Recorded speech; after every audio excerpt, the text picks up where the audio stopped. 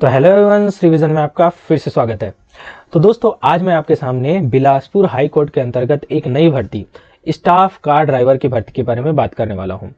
तो दोस्तों, इस पद पर अच्छी खासी सैलरी मिलने वाली है आपको, और इस वीडियो में मैं बताने वाला हूं कि कितने पद होंगे, क्या क्या योग्यता होगी, कैसे आपको फॉर्म भरना है, इसका एग्जाम कैसे होगा, इन सभी चीज़ों के बारे में हम इस वीडियो में बात करने वाले हैं। तो अगर आप वीडियो पर नए हैं तो पहले जाइए लाइक, शेयर एंड सब्सक्राइब कर लीजिए, तभी इसी प्रकार की वीडियोस की नोटिफिकेशन आपको मिल पाएंगी। तो बिना किसी देरी के बढ़ते हैं हमारे आज के वीडियो की ओर। हाँ तो दोस्तों, आप स्क्रीन पर देख पा रहे होंगे जो कि बिलासपुर हाई कोर्ट द्वारा आया ऑफिशियल नोटिफिकेशन है, जो कि 13 दिसंबर 2024 का है, अर्थात कल ही का नोटिफिकेशन है। अब इसमें मैं बात करता हूं कैसे पद होंगे और किस प्रकार से इसका आरक्षण का प्रावधान रखा गया है। ठीक है, और सबसे पहले बात मैं ये बता दूं कि कौन से पद होंगे। स्टाफ कार ड्राइवर का पद इसमें होने वाला है। ठीक है, तो पद का नाम क्या है? Staff car driver. अब वेतनमान की अगर मैं बात करूं तो ये है पे लेवल 4 का, है ना, जिसमें 19,500 से लेकर आपकी हाईएस्ट जा सकती है 62,000 रुपए। ठीक है, जो कि अच्छी खासी सैलरी है। तो अभी आपको इन हैंड जो है आसपास 25,000 के आसपास या 25 से लेकर 23,000 के आसपास आपको सैलरी आराम से मिल जाएगी, जो कि कार ड्राइवर हेतु बहुत ही अच्छी खासी सैलरी है, जो कि अन्य किसी भी पद में नहीं मिलने वाली। ठीक है, अदर जब वैकेंसी आती है कार ड्राइवर या उससे रिलेटेड तो मोस्टली सैलरी होती है 15 से 16,000 के आसपास, लेकिन इसमें जो सैलरी है वो तो अच्छी खासी है। ठीक है, अब देखिए दोस्तों, अगर मैं पदों की संख्या की बात करूं तो ओवरऑल 17 पद है। अब इन 17 पदों में भी अलग अलग आरक्षण का प्रावधान रखा गया है। मैं बता देता हूं आपको किस प्रकार से पदों का विभाजन किया गया है। तो देखिए दोस्तों, 17 पद है। अब इन 17 में से 9 पद जो है यूआर के लिए रखे गए हैं। ठीक है, अनारक्षित, अनरिजर्व। तो 9 पद जो है ये यूआर के लिए है। अब जिस यूआर में भी 3 पोस्ट जो होंगे वो महिलाओं के लिए आरक्षित है, और उसमें एक पद जो होता है वो बैकलॉग रखा गया है। ठीक है, अब एससी के लिए यहां पर 3 पोस्ट आरक्षित है, और एसटी अनुसूचित जनजाति के लिए कितने हैं? 3 पोस्ट यहां पर हैं, और ओबीसी के लिए यहां पर अन्य पिछड़ा वर्ग के लिए 2 पोस्ट है। इस प्रकार से 17 पदों को बांटा गया है, और इसी 17 पदों में से एक पोस्ट जो है दिव्यांगजन के लिए रखा गया है। तो जब भी आप इसके लिए अप्लाई करेंगे तो आपको वहां पर दिव्यांगजन होने का जो सर्टिफिकेट यहाँ पर प्रोवाइड करना पड़ेगा। ठीक है, अब दोस्तों ऐसा है कि यदि इस अनारक्षित में 3 महिला नहीं मिल पाती है ना, अगर महिलाओं की जो रिक्ति है फुलफिल नहीं हो पाती तो उनके स्थान पर पुरुषों को भी ले लिया जा सकता है। इसका जो आगे नियमावली में है इन सभी चीजों का मेंशन किया गया है। ठीक है, अब मैं बात करता हूं कि इसको क्या अदर स्टेट के लिए अप्लाई कर सकते हैं। तो जी हाँ दोस्तों, अदर स्टेट के लिए भी अप्लाई कर सकते हैं, लेकिन वे केवल उन पदों पर अप्लाई कर सकते हैं जो कि अनारक्षित रखा गया है। ठीक है, तो जो कि अनरिजर्व है तो अदर स्टेट लोग सिर्फ इन 9 पोस्ट में ही अपना फॉर्म डाल सकते हैं। बाकी ये जो रिजर्व्ड है ना, एसटी, एससी, ओबीसी के लिए, इस पर अदर स्टेट के लोग अप्लाई नहीं कर पाएंगे। ये केवल और केवल छत्तीसगढ़ के मूल निवासियों के लिए ही रिजर्व्ड है। ठीक है, अब बात करता हूं शैक्षणिक योग्यता की, कि इसके लिए क्या क्या योग्यता मांगी गई है। तो दोस्तों, इसकी शैक्षणिक योग्यता केवल और केवल 10वीं पास। यदि आपने 10वीं कक्षा उत्तीर्ण की है तो आप इसके लिए एलिजिबल हैं। और दूसरी कंडीशन है आपके वैध ट्रांसपोर्ट ड्राइविंग लाइसेंस। तो आपके पास वैलिड है ना ड्राइविंग लाइसेंस होना चाहिए, है ना, और समस्त प्रकार के वाहनों के चालन का अनुभव भी होना अनिवार्य है, क्योंकि वहां आपकी प्रायोगिक परीक्षा भी होने वाली है। तो उसी बेसिस पे आपको नंबर मिलेगा और आपका सिलेक्शन होगा। इस सभी चीजों के बारे में नीचे करने वाला हूं बात। ठीक है, तो दोस्तों अगर आपको और डिटेलिंग वीडियो जो नोटिफिकेशन चाहिए तो मेरे टेलीग्राम चैनल पर मैं इस पीडीएफ को अपलोड कर दूंगा, और टेलीग्राम चैनल का लिंक मैं अपने डिस्क्रिप्शन बॉक्स पे दे दूंगा। आप वहां पर से क्लिक करके इस पीडीएफ को देखेंगे और अच्छे से इसका एनालिसिस भी करेंगे। एक एक नियम को आपको पढ़ना अनिवार्य है, तभी आपकी जो पद के लिए भर्ती होने के लिए सुविधा होगी। ठीक है, अब आगे बढ़ता हूं मैं। ठीक है, तो यहां पर सीधा बोला गया है छत्तीसगढ़ का वास्तविक स्थानीय निवासी के लिए आरक्षित पद होंगे, और अदर जो है उसमें 9 पोस्ट में अदर स्टेट के लोग भी कर सकते हैं। ठीक है, नियमों को आप पढ़ लीजिएगा। ठीक है, अब देखिए आवश्यक शर्तों की मैं बात करूं तो सबसे पहली चीज तो भारतीय नागरिक होना अनिवार्य ही है। लेकिन अगर मैं आयु सीमा की बात करूं तो न्यूनतम जो है 18 वर्ष है आयु, और अधिकतम जो है 35 वर्ष की आयु रखी गई है। अब साथ ही साथ दोस्तों, जो छत्तीसगढ़ स्थानीय निवासी हैं उनके लिए 5 वर्ष की छूट अतिरिक्त दी गई है। तो इस प्रकार से छत्तीसगढ़ के स्थानीय निवासियों के लिए अधिकतम आयु सीमा 40 वर्ष रखी गई है। ठीक है, अब इस 40 वर्ष के साथ साथ अन्य छूट भी दिया गया है, जैसे कि अगर मैं एसटी, एससी या ओबीसी की बात करूं तो इसमें उन्हें 5 वर्ष की छूट मिली है।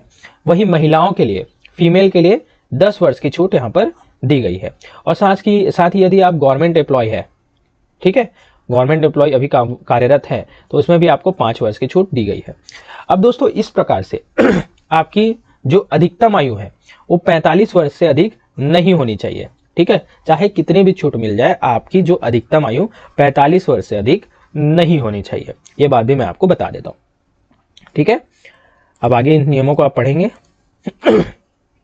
देखिए क्लियर मेंशन किया है 45 वर्ष से अधिक आयु नहीं होनी चाहिए, ठीक है। अब आगे देखते हैं। इन सभी नियमों को आप देखेंगे, जो मेन नियम है मैं उसको बता देता हूं, अन्यथा जो वीडियो है बहुत ही ज्यादा लंबी हो जाएगी। अब देखिए, अब आपको आवेदन करना है। आवेदन का प्रारूप कैसा होगा, ठीक है। तो प्रारूप अनुसार टंकित एवं पूर्णतः भरे हुए स्वहस्ताक्षरित आवेदन। तो दोस्तों यहाँ पर बात ध्यान देने योग्य है कि अगर आप फॉर्म भर रहे हैं और उसके साथ कोई भी दस्तावेज आपको मांगे गए हैं, तो आपको वहां पर हस्ताक्षरित, दैट मीन्स सेल्फ अटेस्टेड वहां पर करना होगा। मतलब उस डॉक्यूमेंट के नीचे में आपको अपनी साइन जरूर करनी होगी। अगर आप इसको साइन को लाइटली लेते हैं और इसमें साइन करना भूल जाते हैं, तो आपका आवेदन पत्र वहीं पर निरस्त कर दिया जाएगा और इसका कारण भी नहीं बताया जाता। तो दोस्तों अगर आप कोई भी ऑफलाइन फॉर्म डालते हैं, कभी भी डालते हैं, तो वहां पर ऑफलाइन में आपको अटेस्टेड जरूर करना, मतलब अपना साइन नीचे जरूर करना अनिवार्य होता है, ठीक है। आप इन छोटे छोटे चीजों को नहीं भूलिएगा। अब देखिए, आपको जन्म और आयु प्रमाण पत्र के रूप में 10वीं का प्रमाण पत्र है ना, आपके वहां पर होना चाहिए। वैध ड्राइविंग लाइसेंस होना चाहिए अगर आप फॉर्म डाल रहे हैं तो, है ना। और अन्य उच्च शैक्षणिक अथवा तकनीकी प्रमाण पत्र है।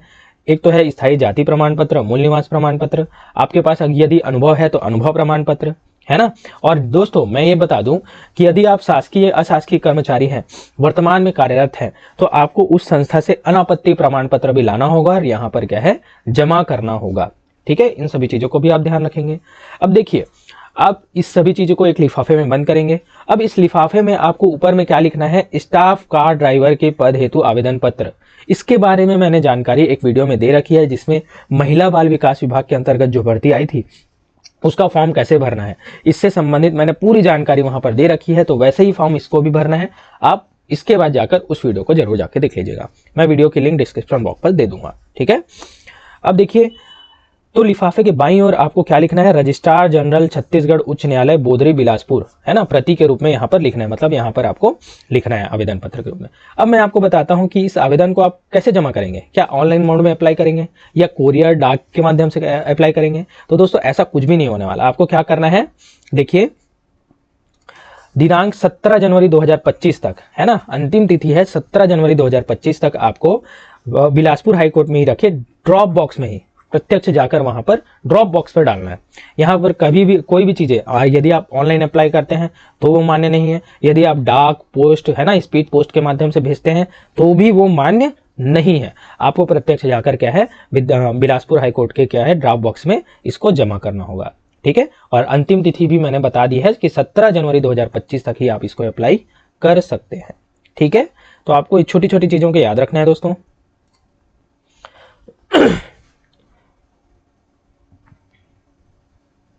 देखिए यहां पर क्लियरली मेंशन है कि बिना हस्ताक्षर से प्राप्त आवेदन पत्र पर कोई भी विचार नहीं किया जाएगा। मतलब आपकी साइन वहां पर होनी चाहिए। तो आपकी साइन की इंपॉर्टेंस यहां पर आपको पता चलने वाली है, ठीक है। अब देखिए आगे इन नियमों को आप विस्तृत से पढ़िएगा। चलिए मैं बताता हूं आपको कि आपकी नियुक्ति कैसी होगी, ठीक है। अब देखिए, आप फॉर्म तो भर दिए। अब आपका क्या होगा, नाम आएगा। क्या आएगा, नाम, और ये आएगा रोल नंबर, ठीक है। सबसे पहले यहां पर देखिए, यहां पर चलिए मैं बता देता हूं। तो आप इसके लिए अप्लाई करते हैं और आप योग्य हैं इन सभी पदों के लिए, ठीक है। अब आप यदि योग्य ठहराए गए हैं तो आपके लिए एक रोल नंबर निकाला जाएगा, ठीक है। अब इस रोल नंबर में आपको ये देखना है कि ये कहां से मिलेगा, ठीक है। तो बिलासपुर हाई कोर्ट के ऑफिशियल वेबसाइट यहां पर आप देख सकते हैं www.cghighcourt.nic.in में आपको क्या है, अपना रोल नंबर मिल जाएगा और आपकी एग्जाम की तिथि मिल जाएगी, है ना। तो आपको इस वेबसाइट को चेक करते रहना है, अन्यथा मेरे चैनल पे बने रहना है। मैं आपको इसकी अपडेट जरूर दूंगा। उसके बाद जैसे ही रोल नंबर आता है उसके बाद आपकी परीक्षा होगी। देखिए मैं बताता हूं कैसे होगी आपकी परीक्षा, ठीक है। तो देखिए, इसमें परीक्षा में 2 चरण होंगे। कितने चरण होंगे? 2 चरण। पहला होगा लिखित परीक्षा, ठीक है, पहली परीक्षा होगी लिखित, तथा दूसरी होगी प्रायोगिक, प्रैक्टिकल, ठीक है। तो दोस्तों जो लिखित परीक्षा है वो 100 अंकों की होगी। अब ये जो लिखित परीक्षा है इसमें मोटर व्हीकल एक्ट से संबंधित ही प्रश्न पूछे जाएंगे और इसमें आपको केवल और केवल 33% अंक अर्जित करना अनिवार्य है। और ये दोस्तों, ये मैं बता दूं, ये केवल और केवल क्वालिफाइंग है। मतलब आप सिर्फ क्वालिफाई, मतलब 33 नंबर ही अगर ले आते हैं तो आपके लिए काफी है, क्योंकि ये जो आपकी मेरिट लिस्ट में इसका अंक नहीं जुड़ने वाला, तो इसको आपको क्वालिफाई ही एटलीस्ट करना है, ठीक है, जो कि बहुत बड़ी बात नहीं होने वाली। उसके बाद सेकंड में स्टेप में आते हैं आपकी प्रायोगिक परीक्षा। तो ये भी जो है 100 अंकों की होगी, है ना, और जिसमें से आपको 40 अंक पाना अनिवार्य है, ठीक है। लिखित में आपको 33 अंक पाना अनिवार्य है और जो प्रायोगिक परीक्षा है इसमें 40 अंक पाना अनिवार्य है। लेकिन दोस्तों प्रायोगिक परीक्षा लिखित परीक्षा से ज्यादा इंपॉर्टेंट है। ऐसा क्यों? क्योंकि जो मेरिट लिस्ट आपकी बनने वाली है वो प्रायोगिक परीक्षा के आधार पर ही बनेगी। एक तो होगी प्रायोगिक परीक्षा, दूसरा होगा बोनस अंक। यदि आपके पास कार्य अनुभव है तो 5 अंक का बोनस अंक भी मिलेगा और इन्हीं दोनों के सम्मिलित रूप से ही आपका मेरिट लिस्ट बनने वाला है। इसलिए आपकी प्रायोगिक परीक्षा ज्यादा इंपॉर्टेंस यहाँ पर रखती है। इंपॉर्टेंस तो दोनों है, क्योंकि अगर आप लिखित परीक्षा ही क्वालिफाई नहीं करते, दैट मीन्स आप प्रायोगिक परीक्षा आपको दिलाने का मौका नहीं मिलने वाला, ठीक है दोस्तों। तो इन सभी चीजों को आप याद रखिएगा। अब आगे देखिए, यहां पर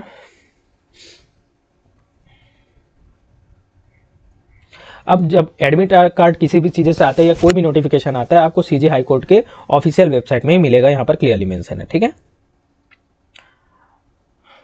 देखिए पूरे नियम है, यहां पर आप देख सकते हैं।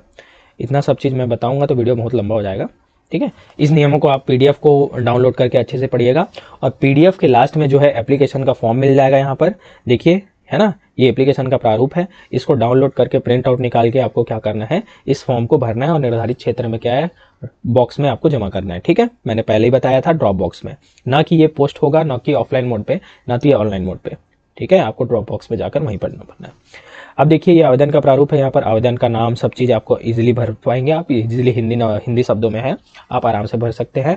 यदि आपको इसमें भी कोई डाउट होती है तो आप कमेंट बॉक्स में पूछ सकते हैं। अब देखिए यहाँ पर जो है, यहाँ पर फोटोग्राफ लगा है, ठीक है। आपको पासपोर्ट साइज फोटो लगानी है। लेकिन लोग क्या करते हैं, पासपोर्ट साइज फोटो तो लगा लेते हैं लेकिन उसके ऊपर साइन करना भूल जाते हैं। तो आवेदन यहां पर से भी निरस्त हो सकता है, क्योंकि छोटी छोटी चीजें ऑफलाइन फॉर्म को निरस्त कर देती है और आपको इससे रिलेटेड कोई नोटिफिकेशन भी नहीं मिलेगा, ना ही आपको त्रुटि सुधार का मौका मिलने वाला है। तो आपका फॉर्म सीधा रिजेक्ट हो जाएगा। तो अगर आप फॉर्म को भरते हैं तो यहां पर से आपको साइन करना है फोटो के ऊपर। तो आपका फोटो का ऊपर तो आधा साइन होना चाहिए और आधा साइन जो है फॉर्म पर होना चाहिए, ठीक है। तो आधा साइन आपका फोटो पर और आधा साइन कहाँ होना चाहिए, अपने फॉर्म पर। तो इस प्रकार से आपको फॉर्म को भरना है। और आगे और बता देता हूं मैं, पूरे आवेदन का प्रारूप है, देख सकते हैं। कक्षा का नाम, पूरा डिटेलिंग आपको रखना है, ठीक है। इन सभी चीजें हैं, बहुत ही इजी है। कुछ भी अगर डाउट होता है तो आप कमेंट बॉक्स पर या टेलीग्राम चैनल पर कमेंट करके पूछ सकते हैं, ठीक है। और दोस्तों मैंने आपको पहले भी बता दिया है कि अगर आप कोई भी डॉक्यूमेंट संलग्न करते हैं तो आपको वहां पर सेल्फ अटेस्टेड, दैट मीन्स वहां पर खुद की साइन नीचे में की होनी चाहिए, ठीक है। अन्यथा आपका फॉर्म वहीं पर रिजेक्ट हो जाएगा, ठीक है, क्योंकि बिना साइन के जो डॉक्यूमेंट्स आप अटैच करते हैं उसको ऑथेंटिक नहीं माना जाता और उसको जो है विभाग आसानी से निरस्त कर देता है, ठीक है। तो ये जो है इसके जिम्मेदार आप होंगे यदि आप साइन नहीं करते हैं तो, ठीक है। इससे रिलेटेड कोई भी आपको जानकारी नहीं दी जाएगी कि आपको फॉर्म क्यों निरस्त किया गया। तो इन छोटी छोटी चीज़ों को आप ध्यान में रख के इस फॉर्म को भरेंगे ताकि आपका फॉर्म रिजेक्ट ना हो, ठीक है दोस्तों। तो इसी प्रकार से वीडियोस मैं लाते रहता हूँ दोस्तों, जो कि नई नई वैकेंसी पर आधारित होती है और आपको मैं कोशिश करता हूँ कि ज़्यादा से ज़्यादा नॉलेज प्रोवाइड कर सकूँ। तो अगर कुछ भी आपको डाउट होता है आप कमेंट बॉक्स में पूछ सकते हैं। तो दोस्तों इसीलिए ज़रूरतमंदों के पास ज़्यादा से ज़्यादा इसको शेयर कीजिए, लाइक कीजिए और सब्सक्राइब कीजिए यार। और दोस्तों आज के मेरे वीडियो पर बने रहने के लिए धन्यवाद। मिलते हैं अपने इसी प्रकार के नेक्स्ट वीडियो में।